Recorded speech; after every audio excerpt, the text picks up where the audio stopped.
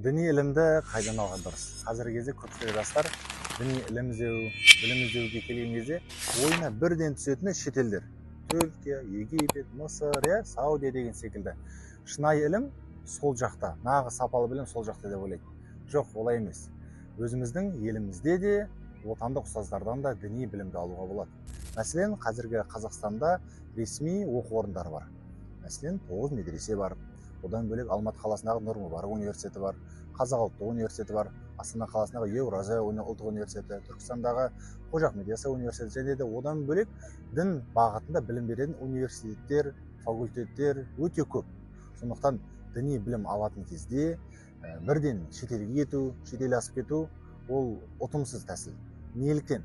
Өйткені әр адам шетелге оқуға кетуден бұрын базалық білімді өз елінде алып алу керек. Мәселен, сіз шетелге оқуға түстіңіз. Қай жақ болса да маңызды емес. Сіз ол жерге барған кезде әр елдің салты басқа, иттері қарғасқа дейді ғой қазақта. Тура сол секілді әр елдің әлеуметтік, экономикалық, саяси, діни жағдайы әртүрлі. Қазақстанда берілген діни пәтуа ол шетелде жарамайды. Немесе Египеттегі берілген пәтуа ол Қазақстанға жарамайды деген секілді әр елдің өзіндік діни тұрақтылығына сай берілген пәтуалар бар. Сол жақтағы проблемалар бар. Сондықтан сіз шетелде оқыған кезде ол жақта шешілген бір проблеманы шешу жолын алып, үйреніп, оқып, келіп, оны Қазақстанда бар қылу қаншалықты қажетті. Немесе сол жақтағы мәселені шешу жолын үйрендіңіз бір нәрсенің, бірақ оны Қазақстанға келгенде ол өзекті болады ма? Ол мәселе де бар. Сондықтан ең бірінші өзіміздің отандық ұстаздардан, Қазақстандағы арнайы ресми білім беру орындарынан базалық білімді алып алыңыз. Былайша қарағанда бакалавр дейді ғой.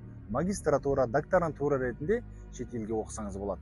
Шетелде де сіз деструктивті діни ағымның ықпалына түспейсіз. Неге? Сізде өйткені өзіңіздің еліңізден алған дұрыс базалық білім бар. Сондықтан құрметті жастар, құрметті талапкерлер, шет елге білім алуға асықпаңыз.